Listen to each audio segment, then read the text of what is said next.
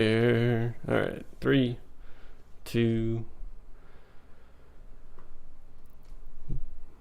What is up, ladies and gentlemen? Welcome to July 18th, Sunday, where we talk about finances on Big Asset Money Talks.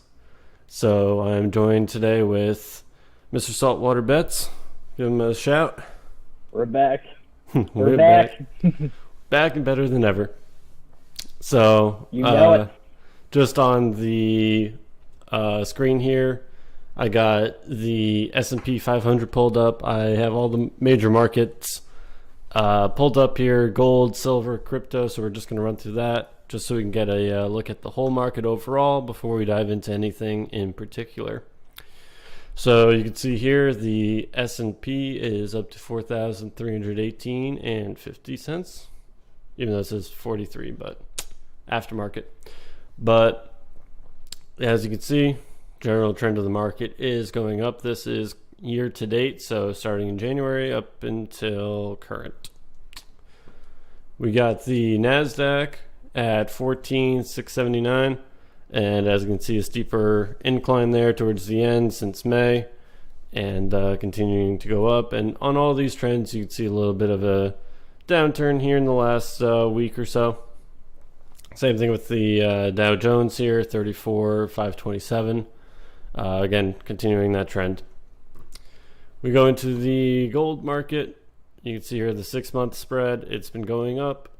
It took that little bit of a dip in early June, and ever since then it's kind of started to recover a little bit.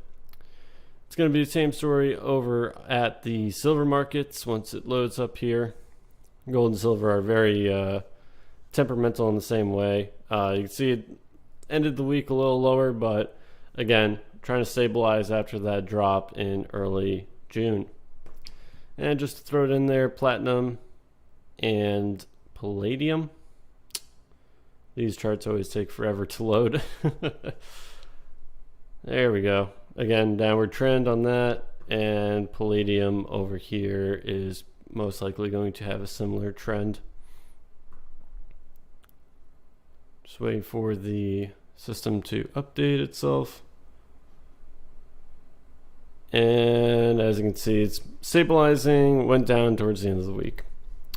Cryptocurrency, we got Bitcoin over here. We're going to pull up this chart in the last year, just to give you guys an idea of all the different markets that's going on. As you can see, crypto's been taking a hit, an ongoing hit, if you will. I don't know why it's still at 24. There we go. So it was up near 65 around April, 65,000 per coin. And since the Chinese government, I believe it was Elon Musk, a bunch of people came out and said that they were no longer doing business in Bitcoin or accepting Bitcoin as part of their platform, it has started to trail off a little bit here. But that's something that we can get into tonight. So those are your market looks, or your market watch, if you will. So, Mr. Saltwater Bets, what were we talking about? I think it was last night, right? Yeah, I could go from there. I mean, I'll keep the one pick trend going. I think lately, what's been looking better the last few days has been over-under. So I know I discouraged over-under in the past, but a lot of teams favor the win, have not been winning. But a lot of these over-unders seem to be really hitting. And only miss one out of like every 4 or 5 I pick. So I think the good one tonight for everyone listening that wants a free pick is going under on the Yankees-Red Sox matchup. Under 0.5 points total. Why I like it is that in the last matchups between the two, I think at home 5 for 5 the game has gone under at Yankee Stadium, which it is tonight. 4 for 5 at the Red Sox Stadium. So like really just amazing data to support it.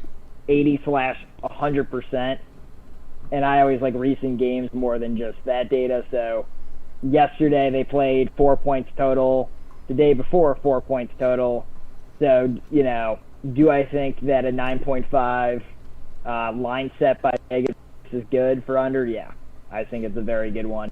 I would give more, but it's the only game really available on a Sunday night. It's the last baseball game tonight. Starts at 7:08, so for anyone interested that can grab it, I would just grab that one. Absolutely. I just have the Red Sox pulled up here. You can look at all their games here. You got the Yankees, and so we'll see how that one turns out. And again, just remember, make your own decisions and everything that we're about to talk about tonight. This is simply our view on everything and our opinions and what we see going on and our predictions. So hopefully and I can take a look. Yeah. Hopefully the Red Sox take home the dub, just because I was born in Massachusetts, so let's go Red Sox. But I was gonna add to that too. If you are gonna go for a person to win the game, analysts are leaning towards the Red Sox as well. If you look at the series recently, the Yankees pulled it off yesterday, but really the Red Sox were up 1-0 for most of that game, and obviously the first game they went 4-0. So, and the whole matchup between the two, the Red Sox have dominated. So again, I'm all about parlaying, which is betting on at least two outcomes, because this way you don't have to pony up or front the total amount just to bet on one game. So like if you were to do the under on this game, it would probably be $112. Let me go check quick. The minimum you'd have to bet to win 100. Let me go take a look. The minimum you need is $110 to win 100. So again, if you were to parlay it, let me quickly see. So if I said the Red Sox winning and the game going under 9.5, if you were to just put $20 on it, you would win $80. So quadrupling your money by 4, which is pretty awesome. So, sure most people could front 20, and if they were to win 80, they'd be pretty happy. So say you put 40 on it, 160. So not bad for that bet. Red Sox and under 9.5. Well, there you go, ladies and gentlemen. There's your free sports pick right there. And again, I think that the Red Sox can pull it off simply because I'm from the Boston area. So even though I don't really watch baseball, I still got to support the teams. So that'll be an interesting game to watch. Obviously, a rivalry there between the New York Yankees and the Boston Red Sox. And we'll see what happens. Oh, yeah. Yes, sir. All right. So let's get into some stocks. And we'll go back to this one I have on the screen currently. But let's see. Oh, you do not want to pull up for me. That is fantastic. We're going to be covering the Bank of America stock, since we've been talking about this in our off time, when we're just calling each other and talking with each other. Bank of America came up recently, so we're going to take a look at that. I'm very excited about that one. Yes, sir. It'd be nice if things wanted to cooperate. Okay, there we go. Oh, all right. Bank of America. Great financial services. Since when was Bank of America founded? 1914. Not, I think, the original date, but I think at least for Merrill and some of the other areas.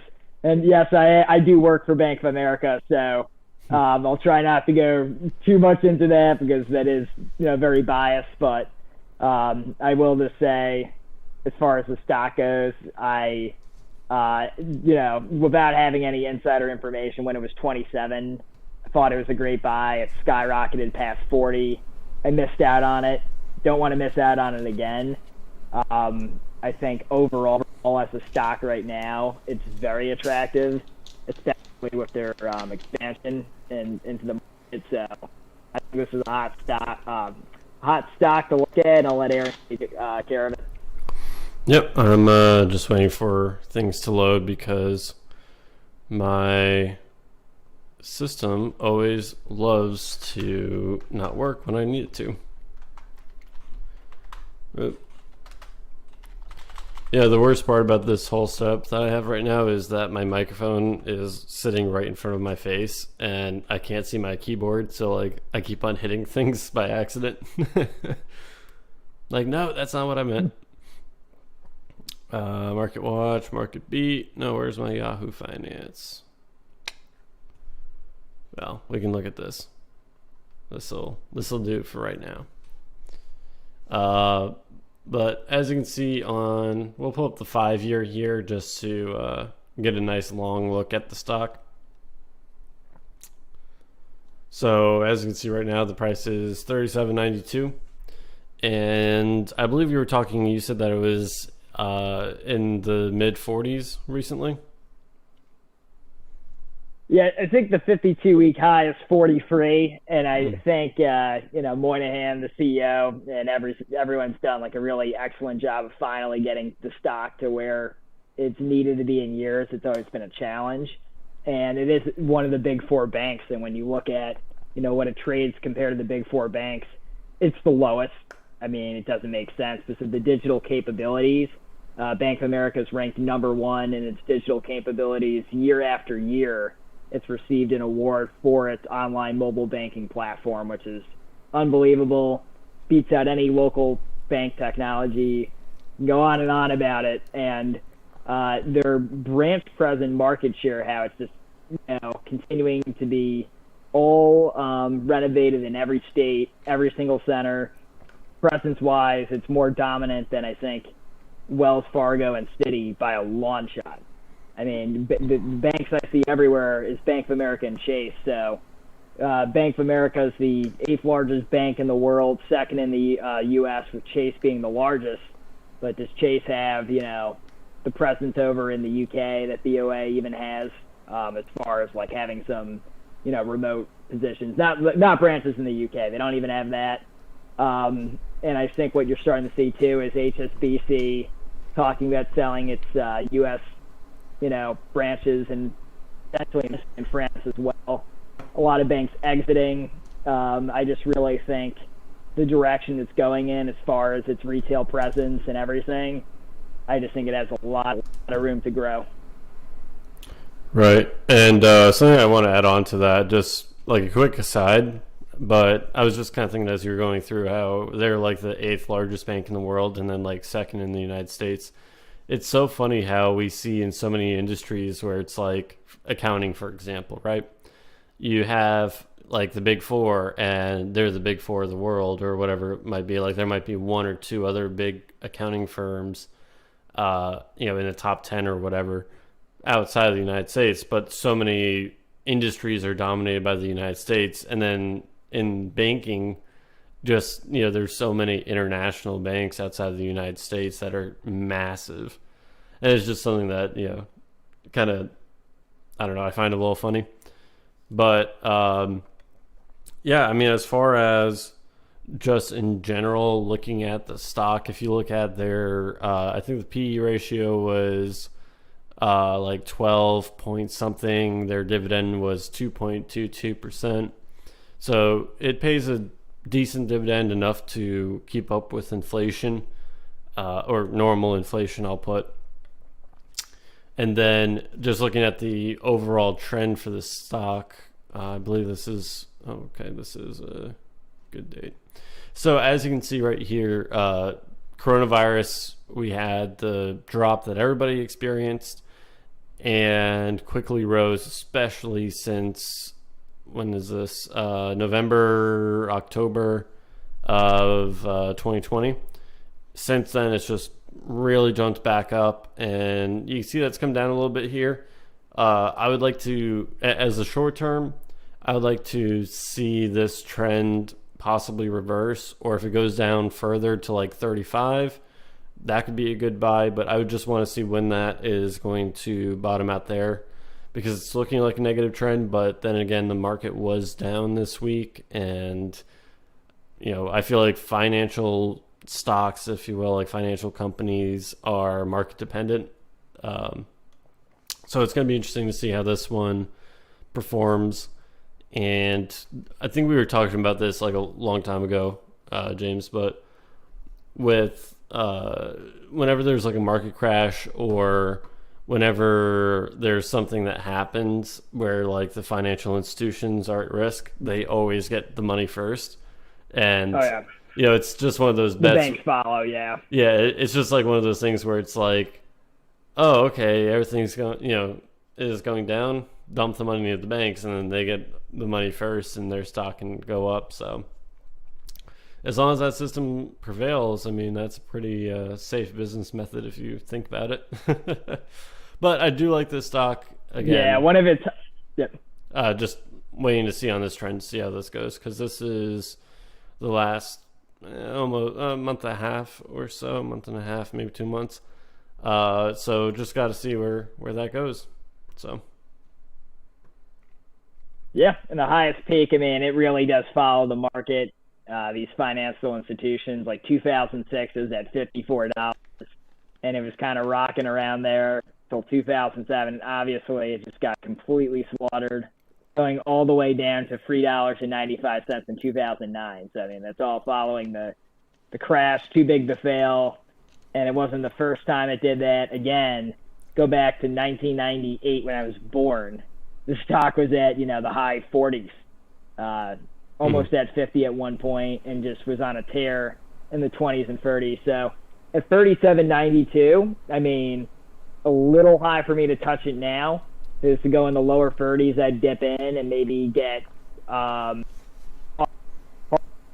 when it starts to get up in the 40s, 50s, potentially a nice short hold if you're a little concerned about what it's going to do long term. But otherwise, depending on how things go, you could hold it for longer, but definitely an interesting one.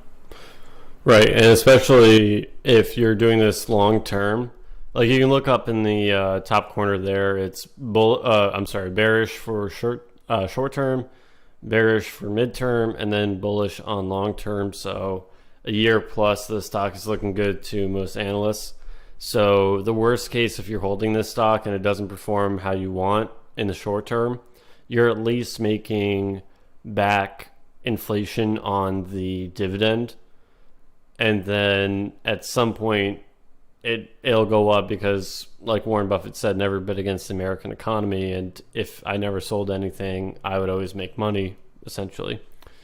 But that's a good thing about this stock. If you're just looking at this, it has a 2.22% dividend rate, so you're at least making inflation. And then, of course, looking at this long-term trend I have pulled up, you can see it's been slowly gaining back since the early 2000s there. It's had its dips, the big one in 1998, like James said, but it's starting to get back up to that, $40, $50 high that it had back then. And, with the advent of cryptocurrency, which Bank of America is starting to get onto, and all of these things, the banks are where the money is kept. That's a short and simple answer. Now, if everything were to really hit the fan, yeah, the banks are going to be the ones at the epicenter, if you will. But you have to have faith that, that doesn't happen. And if that does happen, all of your investments are gone anyway. So, in my opinion, I think that even if you bought this, let's say in 2006 or whatever, you'd still... Oh, here's the rest of the trend here. You would still... it was like scrolled over where 2002 was like the height. I'm like, that doesn't look right. But, you would still have made back the majority of your money at this point. You're getting close to that. And this entire time you have been keeping up with inflation at the bare minimum. So just be mindful of this. As you can see, 2008, 2009, when it was going down, just trade accordingly, and hopefully this trend continues upward. And yeah, I mean, again, negative trend. Wanted to see some more on that, but we'll see what happens. All right. Yep. Keeping What I up. love about it. Yep. Keeping up with the dividend stocks, if you will. Not exactly our forte, but I just pulled up ExxonMobil. Oh yeah, James knows all the jokes that we make. All right. Yeah. So here's ExxonMobil. This is another dividend, high dividend. It's, I think, in the 7%. I'd have to look that up just to be accurate. Oh, 6%. Yep. Is it 6% now? Because I remember when I started looking at it, it was like 7.5. Yeah, 6% right now. Yeah, because I remember during the pandemic that they had cut their dividend or something. Mm-hmm.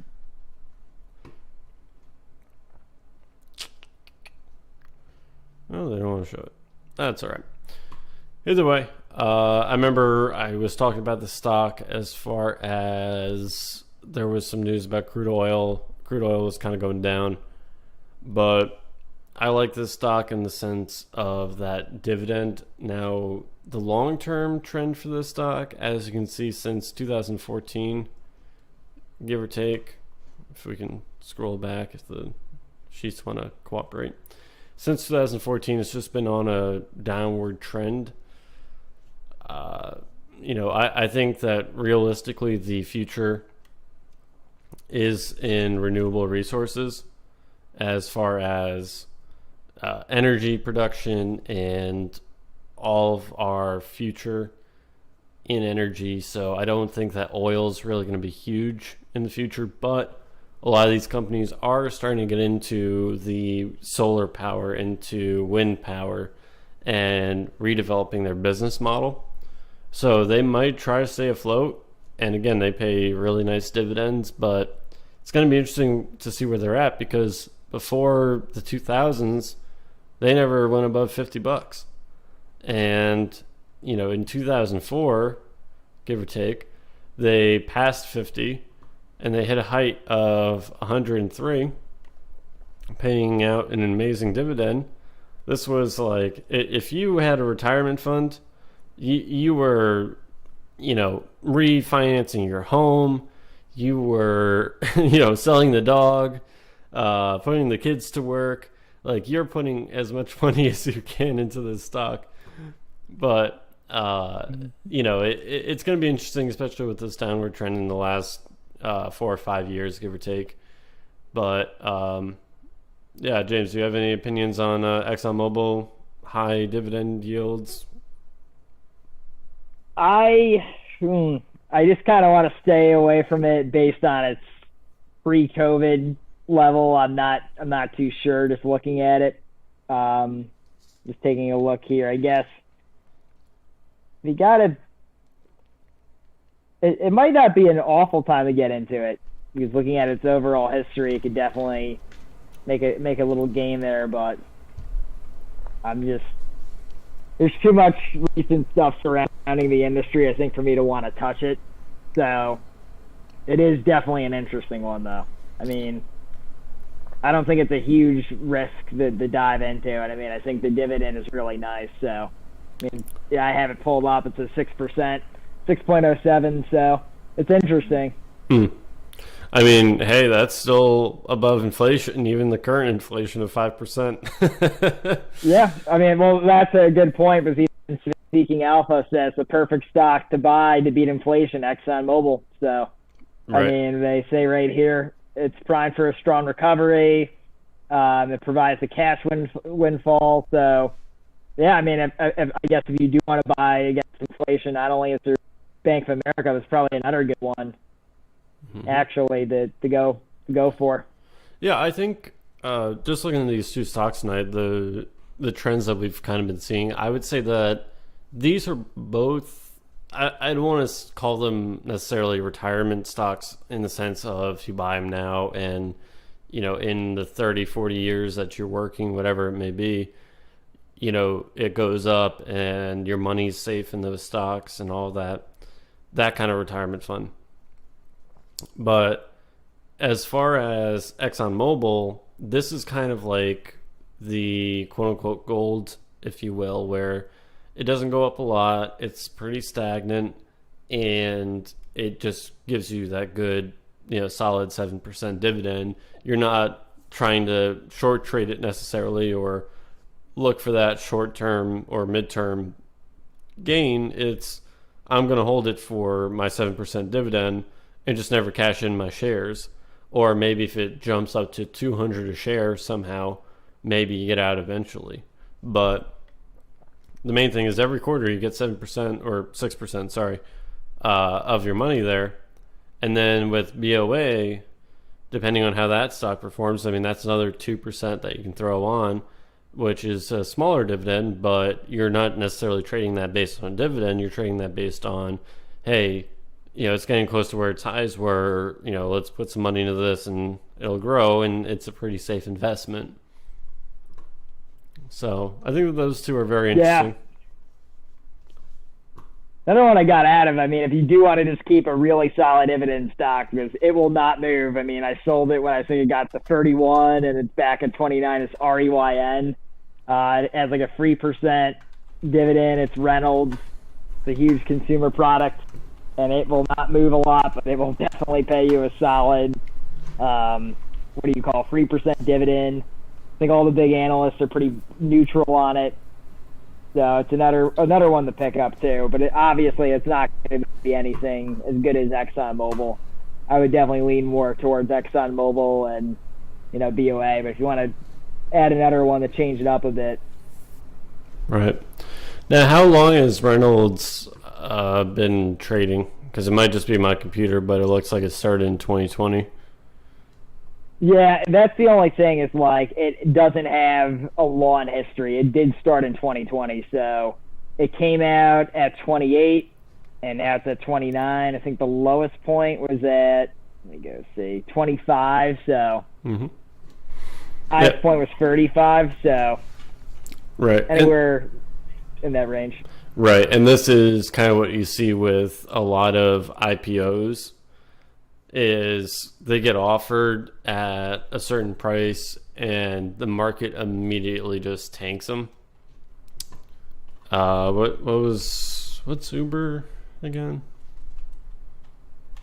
Oh, well, even Bumble. Bumble's another IPO.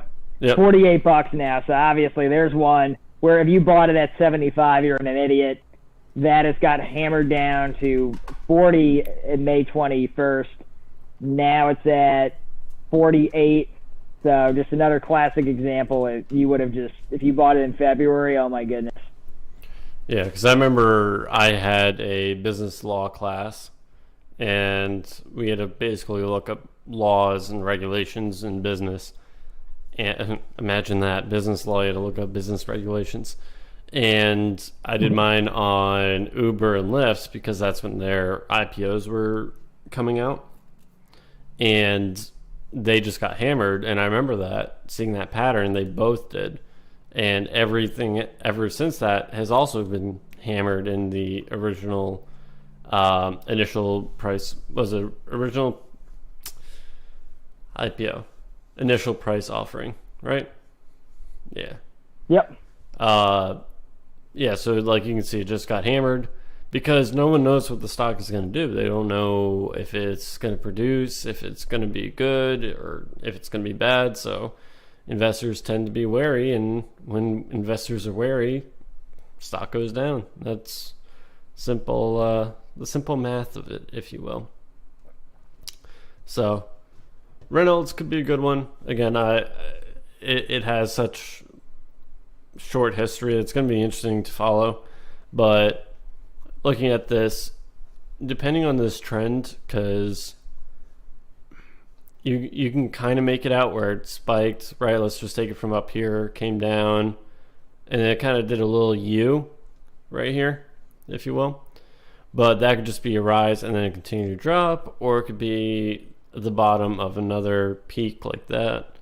So it's going to be interesting. Yeah. Again, you need a little more time But I mean, a lot of companies that pay good dividends that are household names like Reynolds, uh, getting in early can, for the long term, can lead to some good gains over time. But have to see how that goes. Yeah, I think long term it could be a really good one just because it's such a big component. I mean, all the garbage bags, everything you can think of tinfoil, it's at a low price now. And it's really, in the short term, it's not going to really be volatile like some of these other ones. It's going to really stay the same. So, more of a retirement stock. That's my dad. I went over it with him. So, I mean, even if you're not in the stage, this could potentially be a good time to get in early, like Aaron said, and just hold it for years. Right. And, we are talking a lot about retirement stocks. I think it's just the simple fact that I've been doing a lot of retirement fund stuff. So it's like, you're constantly looking at it and it's just like you get into it so much.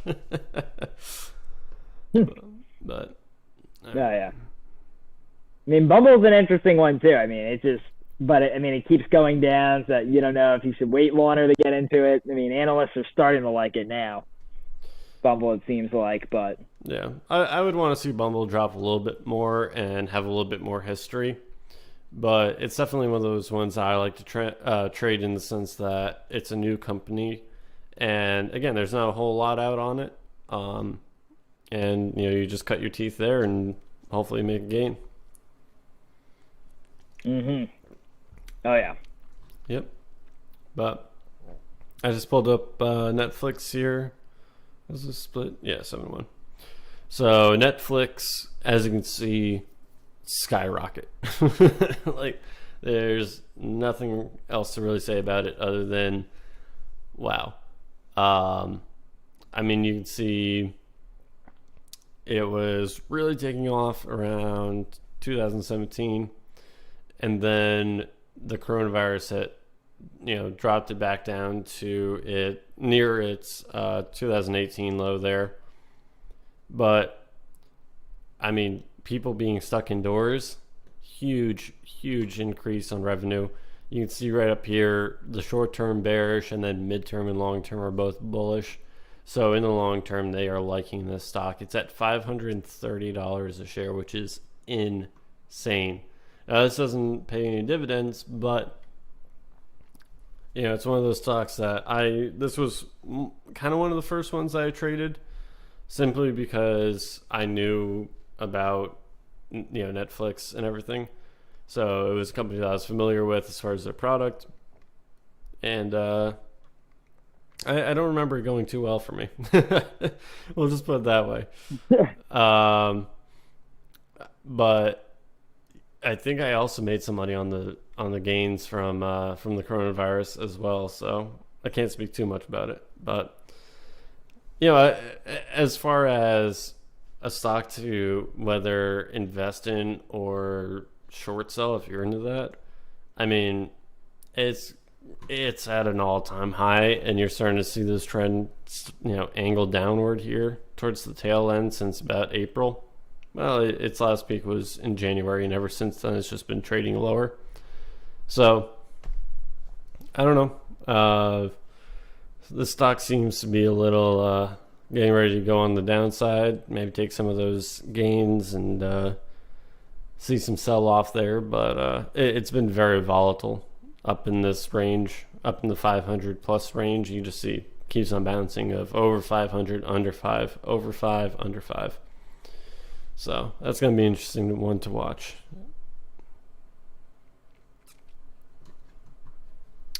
Yeah, no, absolutely. Should be interesting. Yes, sir. Oh, this is a stock I have not looked at in a hot minute. NIO, Neo Inc., I think it is. Again, a company that's been around since mid 2018, late 2018. Made some money on it on this run up in 2020. But I believe, let me just look up their business. I believe they do computer stuff. Oh, it's the automobile. I was thinking about another company that's similar. So it's Chinese automobile manufacturer. So interesting. Just here's some news on it. So that's going to be interesting as far as the Chinese car market. I believe they're electric vehicles, but I could be wrong. Here's their website.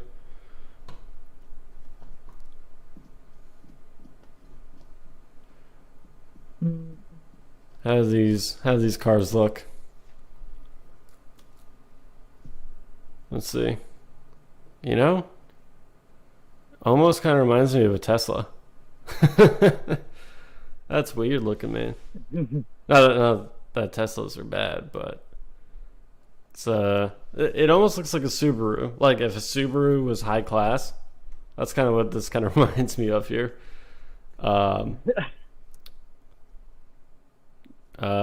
Provides June 2021 delivery update. So they delivered 8,083 vehicles in June 2021, increased by 116% year over year. So they are growing. Wow. So it looks like smart electric flagship sedan, the ET7, you got the EC6, electric coupe. That one looks like a lot of the Teslas I've seen. So yeah, these look like smart vehicles, electric vehicles.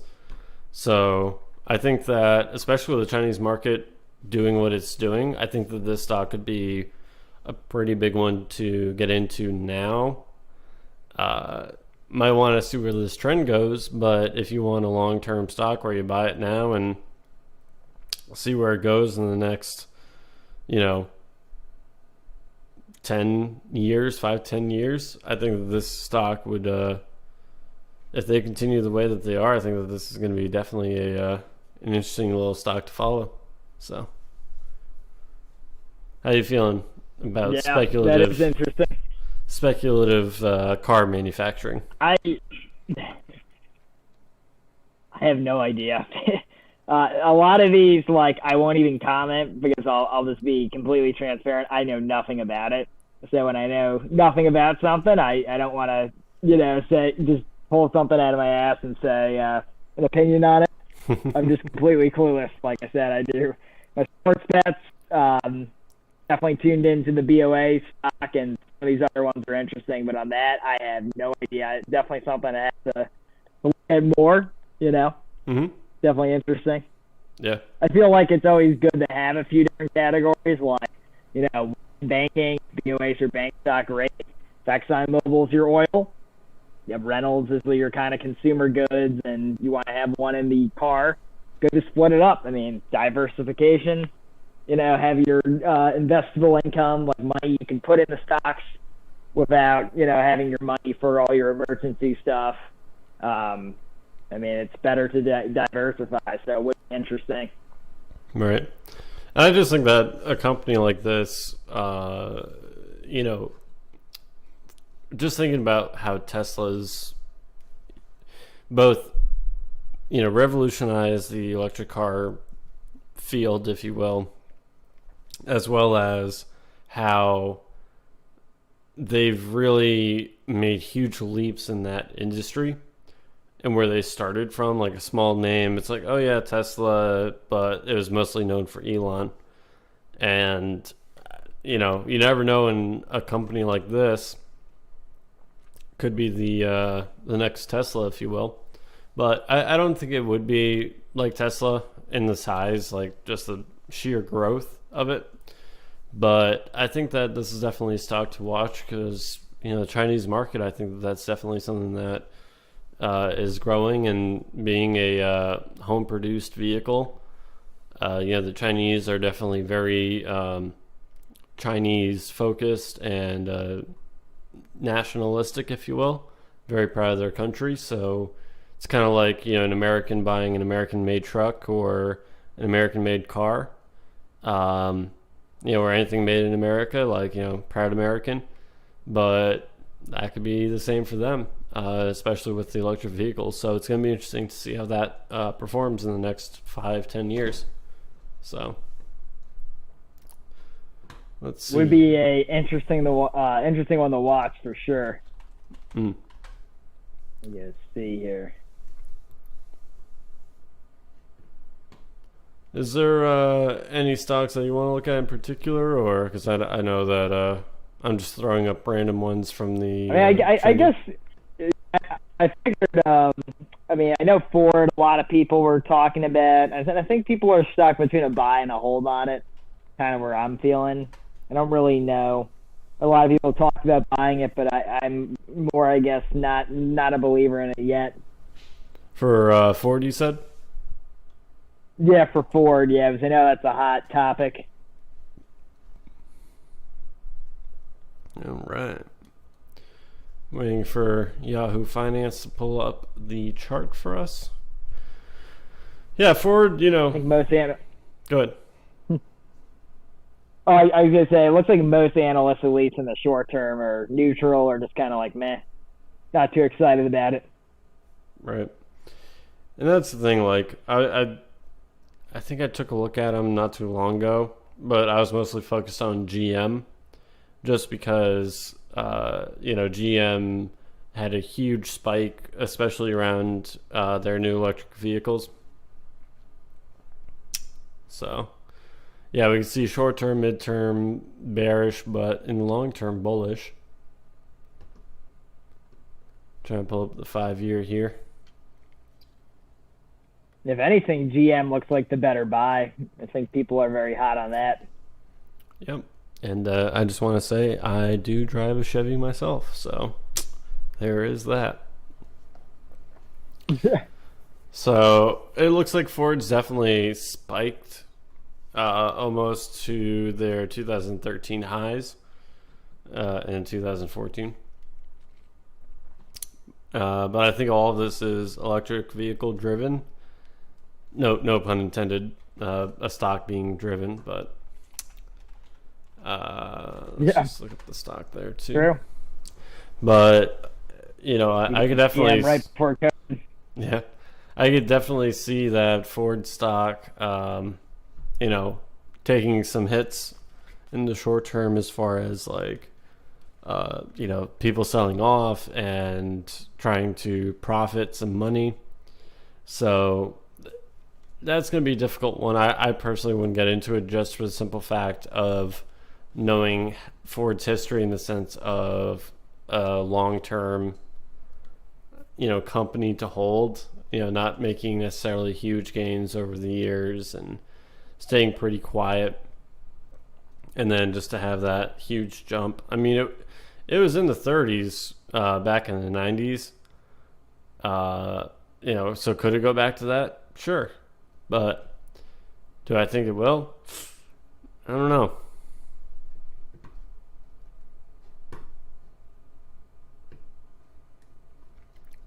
And then here is GM.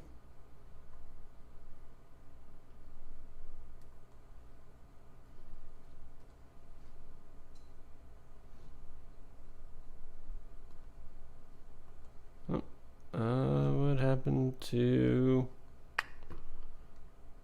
Sorry about that. I think my WebEx crashed. One second.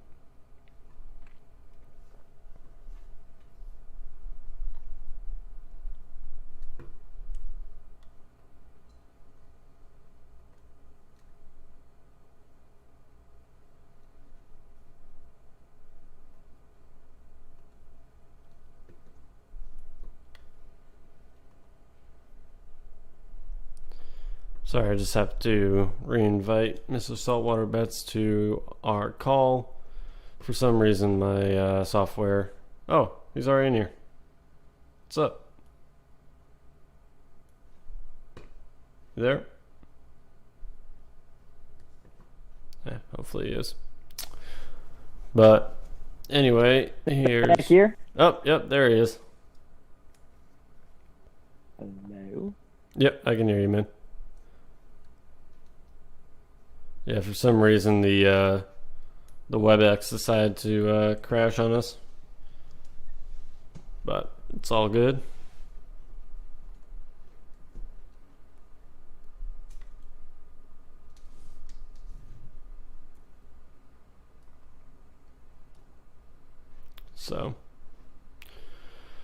Here's the General Motors stock. It's definitely taking a little bit of a hit, and we'll look at the full screen here. Sorry about that. You can hear me, right? Yep. I think this lost connection there. Yeah, mine just crashed for some reason. I had to pull it back up. All good. Yep. And now we're just waiting on GM to come back. Alright. So we got the 5-year chart here, or well, a little longer now that I expanded it. But as you can see, we were kind of seeing that same pattern with Ford, where they took a hit, not as severe as GM, but they still took a hit during the pandemic there, and they were on a downward trend anyway. GM was kind of staying stable, and then for some reason they just took off. And again, I think that's the electric vehicle. The market's been down, so I think there was some profit taking. I wouldn't be surprised if this dropped down 40, in all honesty. From 55 to 40, would not be surprised. And for Ford, 13 to 10, just because of how much growth there's been. But you never know with these stocks, because it's such a weird realm to be in, because these stocks have been known for longevity and long-term growth and being pretty stable, and all of a sudden it shoots up from like under $20 a share, like $18 a share, all the way up to, what is this, 63 a share. That's just insane.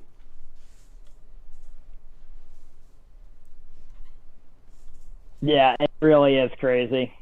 I mean, you look at the pre-COVID levels, and that would have been amazing to hop into GM there. But I it's just so hard to tell. I mean, that's where I kind of get scared, because that's like making a sports betting decision, but it's going to cost you big time if you lose, versus your $20, you're not going to lose your shirt, Right. I mean, $20 won't even buy you a share now. Yeah, well, exactly. And I mean, if it's typically 20 to pay out over $100, or 20 like earlier to give you $80, I mean, that's 80 you could at least use for some groceries or gas, stuff like that. So I think when there's too much uncertainty, you might want to lean towards something a little, it's not going to cost you as much as if you strike out or lose. And following the Yankees game right now, the Red Sox, that under 9 is looking great. So for anyone that heard that, knock on wood, but we're almost into the second scoreless. So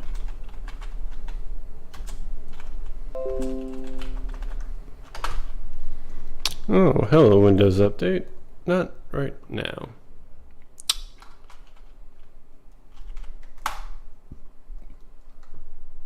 Yeah, I'm just pulling up that game. Do you know when that game's going to be over? probably we got a 4 hours left, like maybe 10ish, late, at 9 o'clock. But man, it's the mere beginning. But usually, if it is going to be a high scoring game, or if it's going to go like 8 or 9 points, usually there'll be something even in the first second.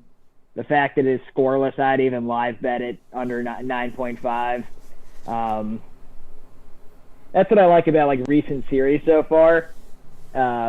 Lately, the over/under seems to be great, whereas a lot of these kind of predicted wins have been missing for a lot of analysts. Like I've noticed, a lot of people had, Cubs versus Arizona, losing now. Angels versus Mariners. I think both nights they missed. A lot of teams have just been missing lately as far as baseball goes. But I think over/under lately seems to be the theme. Right. Well, that's good. That is. Yeah, because the best thing is if you're just betting over/under, higher payout, and you don't care which team wins. It's the total points. Right. Yeah. And, in baseball, I used to play baseball, and there were definitely a lot of games. Well, okay, just about every game was over 9 points. Just for the other team alone, we might have scored one or two because we just really sucked. But it's not necessarily a very high scoring game, especially like James kind of said in the first to third inning, give or take, like that first third of the game. That's really where you see a lot, in my experience and what I've seen. But you never know. That's the one thing about baseball. Out of all sports, that's kind of the one where it's like, points are so hard to get, and then you could have the bases loaded and have a guy hit a home run, and all of a sudden you're up 4 points, or 4 runs, points, whatever. But yeah, no, it's going to be definitely an interesting game to watch, and we'll keep updates on that. All right, let's see here. Let's go to another retirement favorite, Apple. Long-term growth.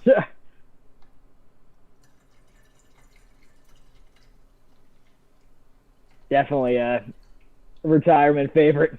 Yep. I just don't know how they continue to go up like this. Like, it's just one of those things where it's like, you just have so much growth. How do you just keep on going? Like, it was at $4. Yeah, my dad's always said it. Yeah, $4, $3.20 something.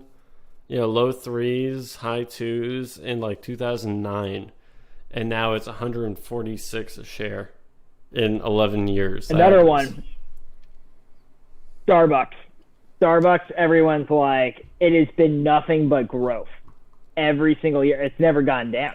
Actually, I think the only year it's ever gone down was, just a little dip of COVID, but it continues to just be a diagonal. Like, if you click on the all-time, it is the percent for Starbucks, 34,820% all-time. Like, just like Apple, Starbucks just continues to go up. That is just insane. Like, it's nuts. And like Starbucks is one of those things where it's just like I get that they do some other stuff, but their main thing is they're supposed to be serving coffee, right? And like they've had all this controversy, and same thing with Apple, using some not so good methods as far as labor workforce, but it's just insane how these stocks just continue to go up. It's like, me personally, like, I'm a Dunkin's fan from Massachusetts, like I said. Iced coffee, nice coffee, large cream and sugar when it's like -20 out in the middle of January. Perfect time for an iced coffee. That's how a real Massachusetts person from someone who's fake. But if you haven't dug your car out, scrape the ice off your windshield just to go to Dunkin' Donuts to get a nice coffee, you're not from New England. I don't want to talk to you. But the truth. Yeah, like I just could never get into Starbucks coffee because it's like I go to Dunkin's and it's like, oh, I want a large, and they're like, okay, here's a large. I go to Starbucks and it's like, oh, I want a large, and they're like, a venti or whatever the size cup is. I'm like, oh, yeah. Like, just companies that do those little things, like, that just gets on my nerve. I'm just like, why can't you just be simple? Be like, okay, you want a large? Here's your large. It's like, no, sir. We call those the venti. Like, I want to start a company called, like, No Bucks or something like that. And just name, like, the sizes, like, completely random stuff. Like, Grande will be small, and then like Picanho will be like the medium, and then just like, I don't know, Box will be like the large. Like, just start picking random things.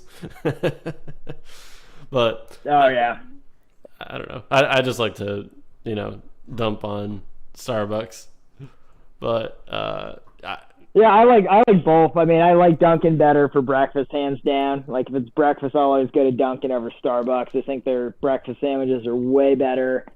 their hot coffee significantly better, but I think their iced coffee, I'll go with Starbucks. And yeah, I think you could just say a large, and they'll just give you like a venti now because I'm sure they're getting enough people that are frustrated with that.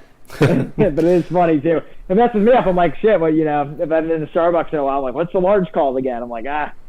So. Yeah, because I remember. I think they used to go to Starbucks, but yeah, I mean, as far as just like, like all of that stuff, like it's all business. They actually increase the price of coffee across the world just due to their overpriced prices. Yeah, insane. It's just like for me, I like Dunkin's, like you said, like the breakfast stuff. The coffees are decent, the donuts, whatever. But it's more like just that. Like I don't know what the term would be, but like commoner food. You know what I mean? Like, yeah. when you eat at like, I mean, I'll just throw 99 out there because that's a popular restaurant, or like a small mom and pop's place that's local to you. You eat there, it's good, doesn't cost you a whole lot, and you get full. And then you go to like an expensive restaurant, and they like, let you pick which animal you want. Like, oh, here's a whole picture list for tonight, and like you pick which one you want. That's the vibe. That's the absolute vibe. Like I was at both Dunkin' and Starbucks today, and I'll go from like the beginning. I always start like a weekend morning. I get my Dunkin' breakfast. This is the weekend. I don't ever get it during the week. I just do it for like a weekend thing, and I go in and out. That's like Dunkin'. You get your shit, go in and out, right? Mm-hmm. And then Starbucks, I always go to because it's in the bookstore. It's in Barnes & Noble. I always bring my laptop. I sit down, and I just kind of watch, and I always look around. And everyone's doing this. Starbucks is that vibe where it's all the college students. It's all grown-ups that are just there to sit, vibe, and be there for a while. Where Dunkin's in and out. You don't have anyone sitting in Dunkin'. On my college campus at Ohio State, there's a Dunkin' nearby. It was like one of these big odd Dunkins where you actually did get a lot of people sitting in them. But compared to the Starbucks, like if you look at any Starbucks location, they're decked out in the inside. Dunkin' is not. It is certainly commoner versus the bougie restaurant atmosphere. And that's why they're in the bookstores. I mean, they're in the bookstores because they know that you're in the bookstore, you're there to study, do whatever. You're not going to care paying that price that's way higher. Because I did it today myself. I freaking paid for whatever venti crap or whatever I got, vanilla latte, espresso. It was great, and I had a cookie with it, and it's on my computer. But I think even the turkey boy sandwich, it's done. I think that's where Starbucks growth is. It's like the refreshers, it's food. It somehow just manages to get in these areas where it's like you're already there, and that's how they get away with these fever prices. Because it is insane. I mean, I don't do it during the week just because if I did, it'd be bad. Kind of just save it just for the weekend.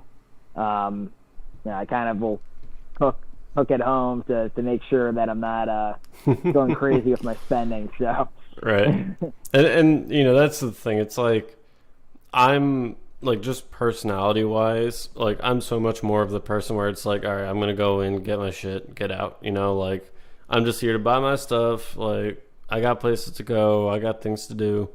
I might work as an accountant, but on, the weekends or any time that I have off, at least, lately the last few months, I've just been putting a bunch of work into my truck and working with my hands because that's just who I am. That's what I like. That's just my hobbies. You're not going to find too many of those types of people going to like the Starbuckses or, your high-end restaurants, that kind of stuff. Like it's too expensive and not flowery. What's the right word? Like you'll find Apple computers at Starbucks. You'll find like Androids at at the Dunkin' Donuts. So I'm a Dunkies. I've people watched at both And I really think it's like what Aaron said. You get your workers and everyone going to Dunkin', getting ready to get their hands dirty. And I mean, you get at Starbucks for college students as well as the hipsters, the and poets, the writers. Yeah, everyone ready to not get their hands dirty and just do shit on their laptops all day. So yeah. I mean, there's definitely a strong divide.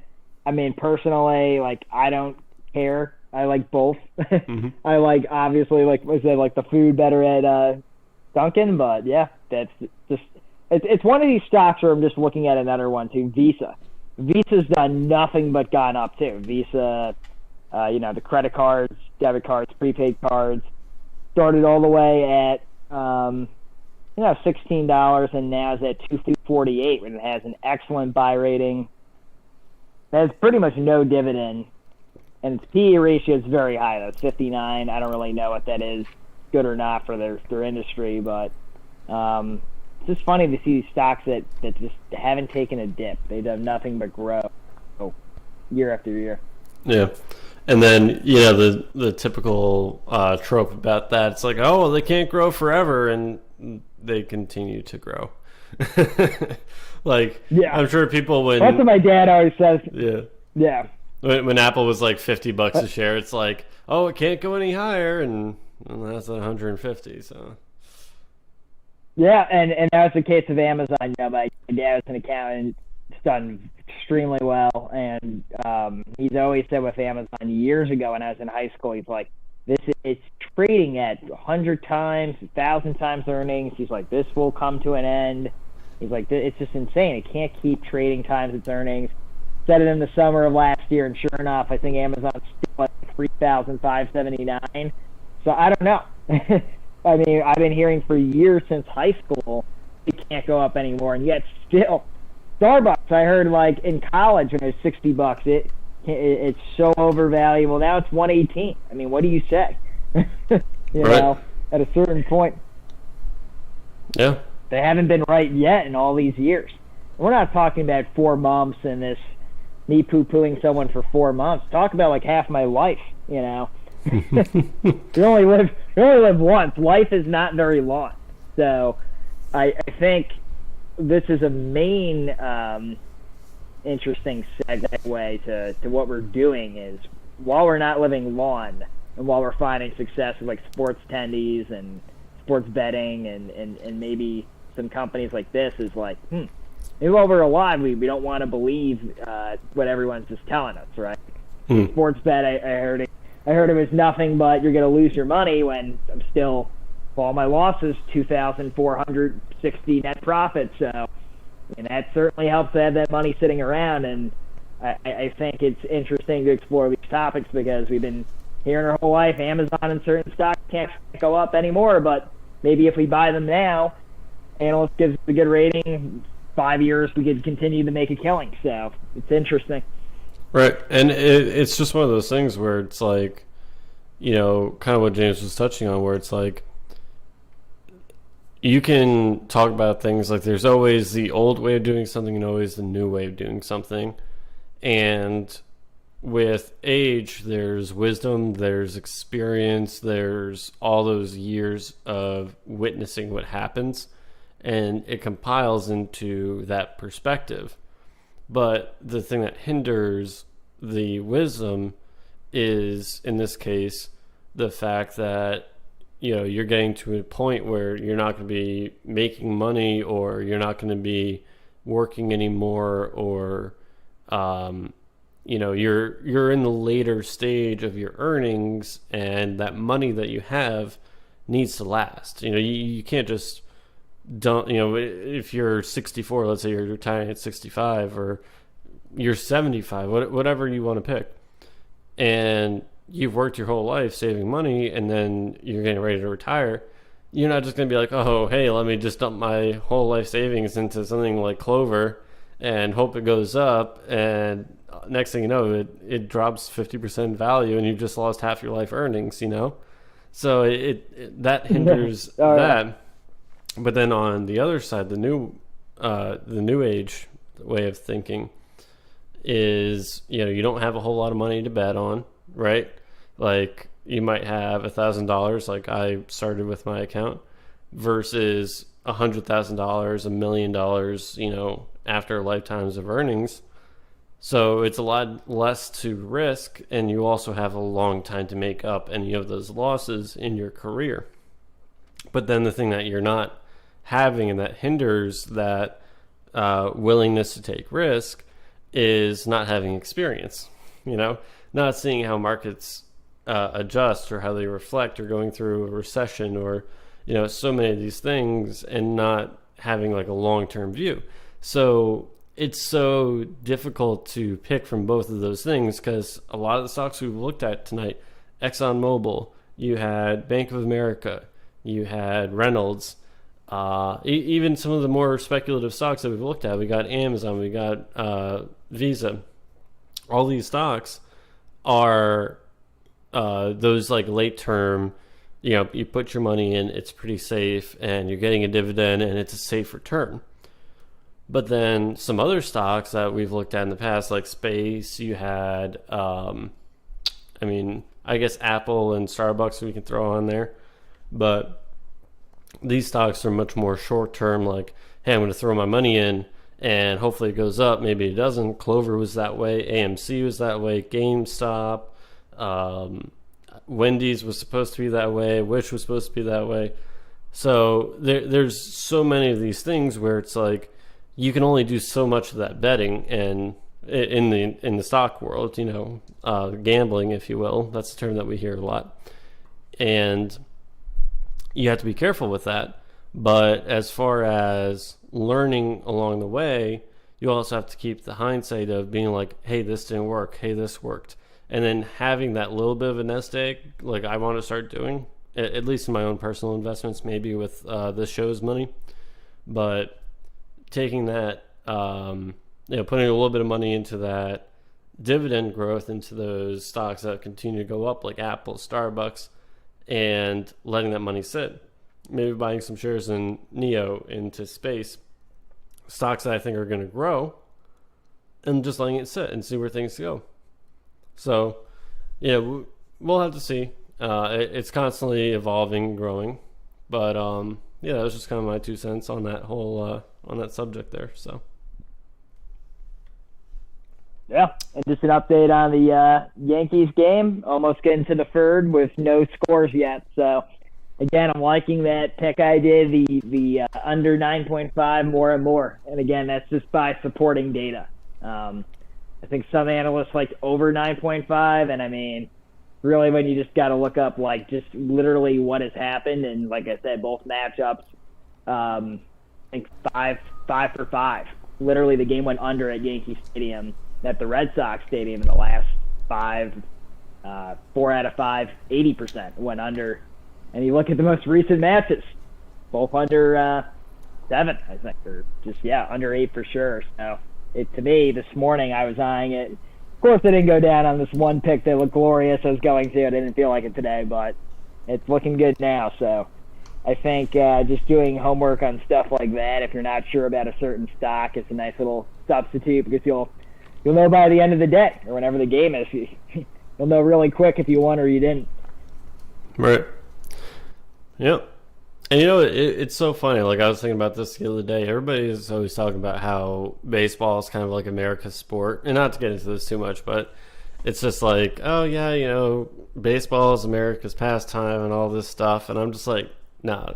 You want to know what sport really is the American pastime? Football. And here's why. Right? You have a bunch of angry freak of nature men that are just so beefed up, the strongest amongst us, the fastest amongst us, just running at each other and just absolutely destroying each other. And it's such a spectacle to watch, almost like the Roman times with gladiators, except ours get to live.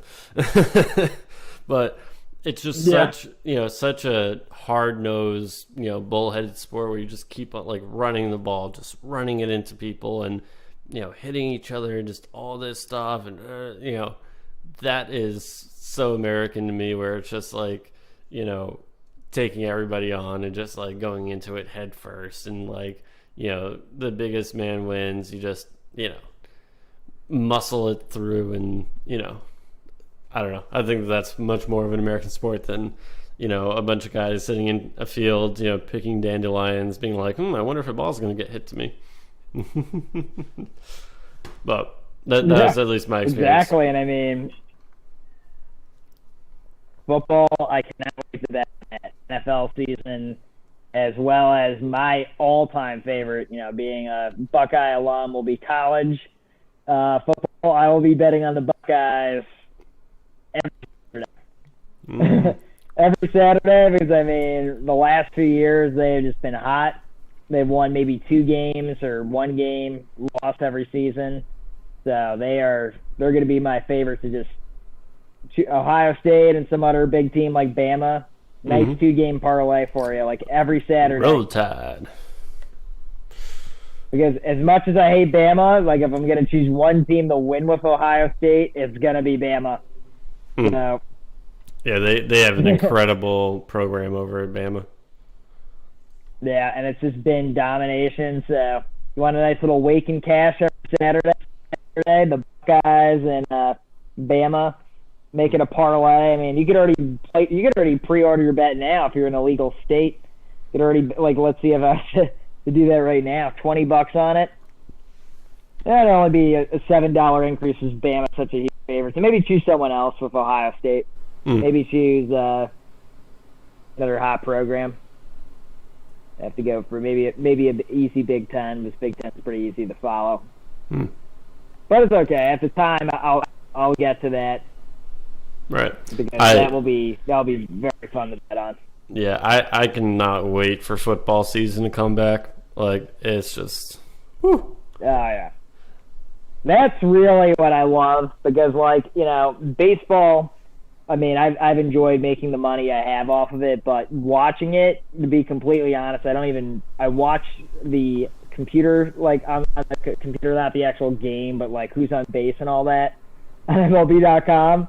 Watching the actual games, I'm sorry for you baseball fans, it is boring. If I didn't bet on it, oh my God, I would be falling asleep. I think betting on it makes it very exciting, but other than that, it has been, I don't know, it's been best for me. Right. Well, I think baseball was so popular back in the day because back when you had radios, it was a thing that you could be like, all right, pitch coming in and another ball and so-and-so is on base. It was easier to track, and then with football, it's you have what is it, 30 guys or something like that out on the field. I forget exactly how many it is. 52 guys, whatever. And it's just you can't keep up with everybody, So I feel like back in radio times, it wasn't as exciting. And of course, they didn't have really advanced quarterbacks at the time. They weren't throwing the ball. It was all running. So, once it developed into more of a throwing game, I feel like people are just it's so much more entertaining. Again, just seeing a bunch of guys just running at each other and crushing each other is just something about it. But yeah, I agree. I think once they have DraftKings, right now it's only land-based wagering in certain states that it's available, like New York State. I think once it's mobile in most states, where it will be around Super Bowl time, football time, that will be really fun because right now I don't bet all the time only because it's a 40-minute drive there and back. And you do get hit with a little toll fee to go down there, but it's really the gas and it's exhausting to drive there and back. It shouldn't say exhausting. It could be not the move. Always drive 40 minutes there and back, bet on stuff. But once it's on the mobile, that will be fun. You could even cut out a guaranteed thing that you spend every week. Let's say you go to Starbucks twice, and you're like, okay, I'm gonna make it an effort to just not go to Starbucks twice. Use that $8. One Starbucks trip towards the sports bets, and if you're making $24 or more from it per week, that's even a nice little substitute there. I think it'll be really fun once they get it on the mobile app. Yeah, I mean, listen, do you know how many Ventis you could buy for $24? Dude, you could buy like afraid of all them. the ventis. You can buy like almost half a coffee at Starbucks with that. Yeah. I mean, that's the funny thing. And I mean, if for the people that really want to go lotto mode on it, if you predict like 12 outcomes usually, like that's the most you could put in a single ticket. It could be like anything like 35,000 or something insane if you want to go like lotto mode style on these picks. But I think the most I ever won in a night was 6 picks, which is, trust me, the payout is just unbelievable. So Yeah. Yep, that's the I mean, short. your odds are better than scratch offs. Way better. Yep. At least you have some education going into it as far as like, at least some reason behind the picks.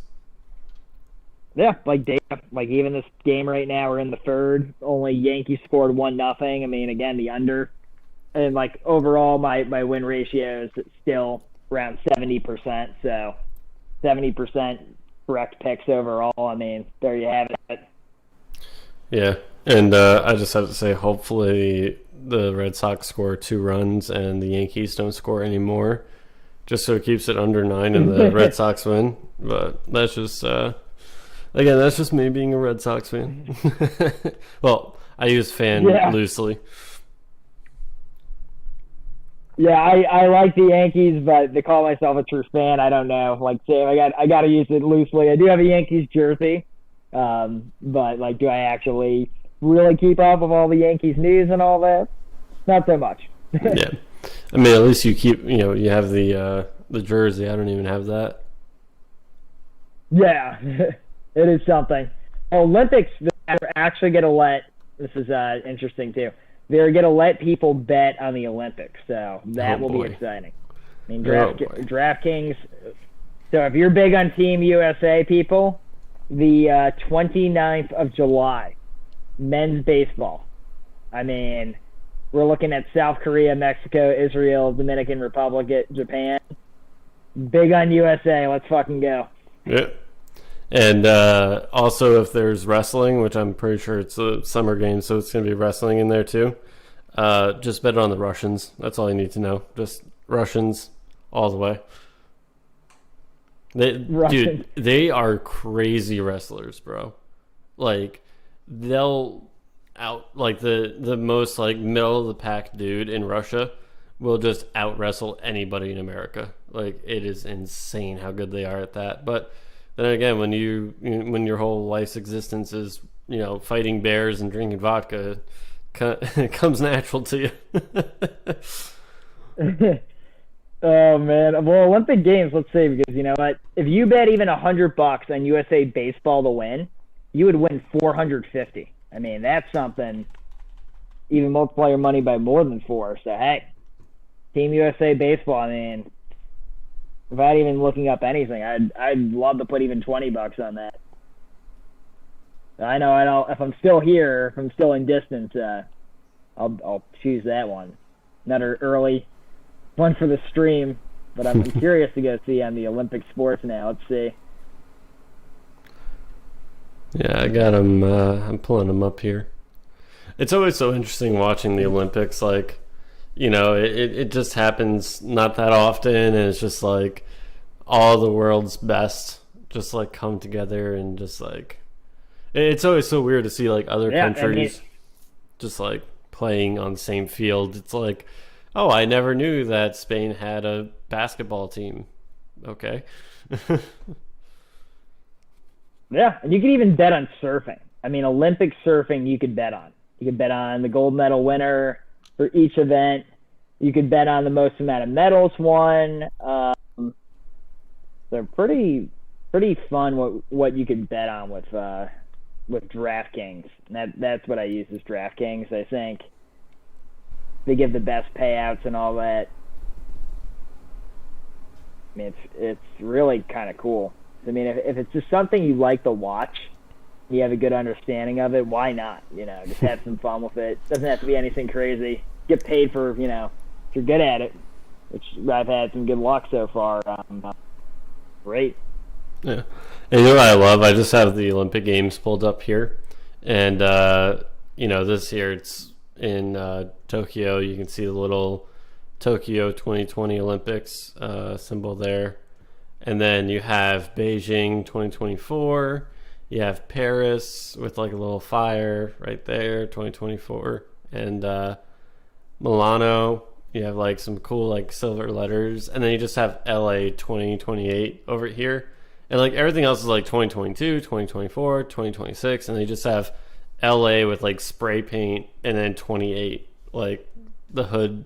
It's like I don't know how many Olympians really want to go to LA. I wouldn't suggest it, but